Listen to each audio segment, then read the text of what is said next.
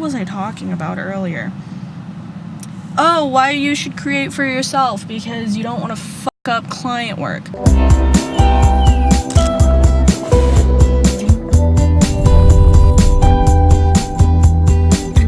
Hey, what's up you guys? It's Nichelle here, and today I am doing client work. I have to shoot a client later, but I thought that it would be a great idea, because why not, to talk about why you should create for yourself. Last week, was it last week? It's been a while. Last week I was at Vid Summit, and it was my first time at Vid Summit. I was volunteering, but just even being around all of those people kind of like lit a fire under me. A bunch of my friends have talked about how they found clarity and how Vid Summit helped them get clarity when it comes to creating their content. And it really helped me too. I kind of have a better idea of what I want to do with this channel moving forward.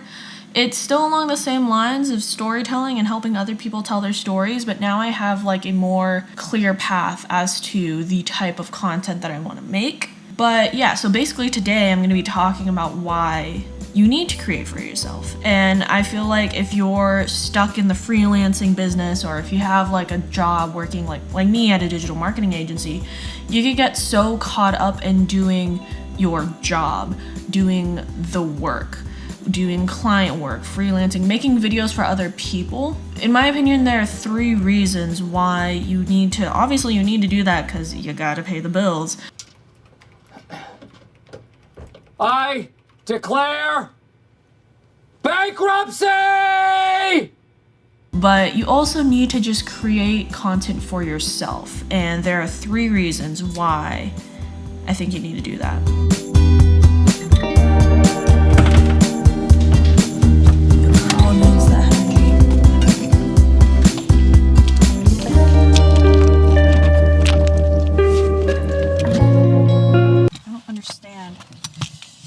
I don't understand how people vlog while putting stuff in their car.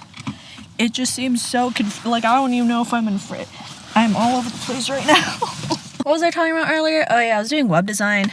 That's why I have the Red Bull sponsor me. Not a developer at all, but Webflow, yo, like legit though, if you guys want to sponsor me, that'd be really cool, because I want to redo my website. Love Squarespace, love that everybody has been all for Squarespace, but I like that Webflow. It's like the middle ground between WordPress and Squarespace. You have a lot of control. Why don't you let me fix you some of this new mococo drink? All natural cocoa beans from the upper slopes of Mountain Nicaragua, no artificial sweeteners. Anyway, what was I talking about before? What was the actual point of this video? Why do you need to create for yourself? First point that I said is that it's the easiest way for you to test things, right?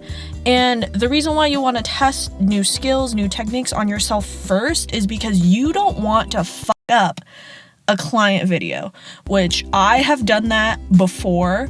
I'm not gonna lie, I feel like I still do that sometimes, where I fuck up on a client video because like I was just not thinking things through. And so the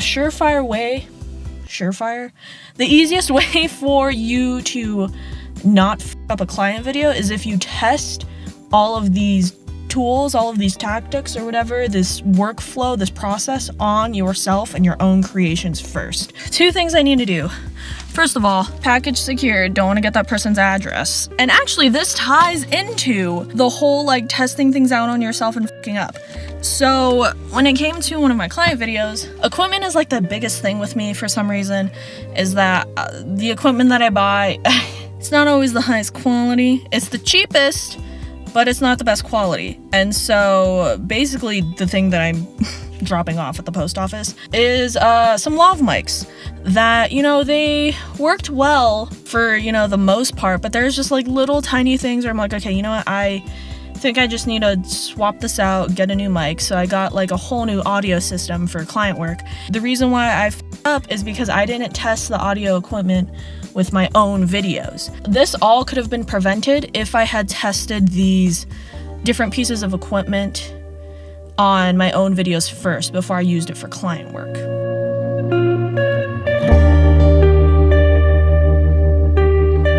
Both of our pages and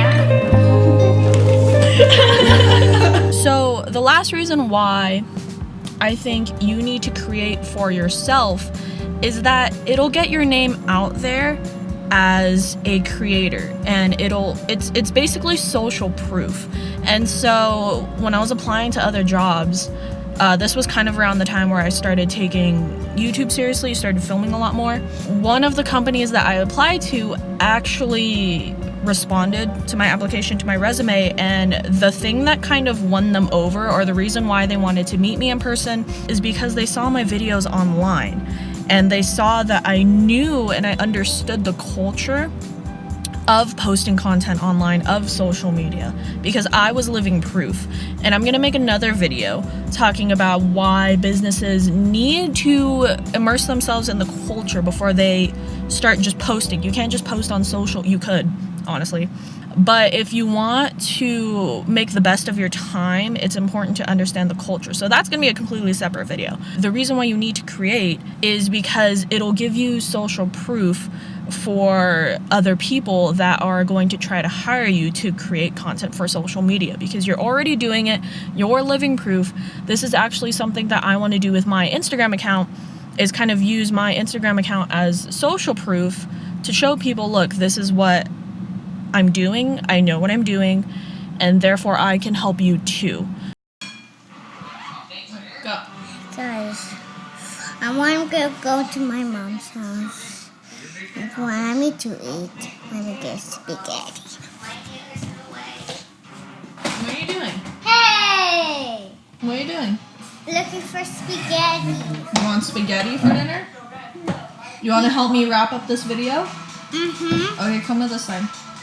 Okay. Okay, go ahead. Yo, what's up, guys? This is Tita. Touch my neck. Don't touch my neck, it tickles stuff. Okay, wait, what do you want your video to be about? Of my phone. And right here is, I got my phone. Are you doing a tech review? Yeah. Ah.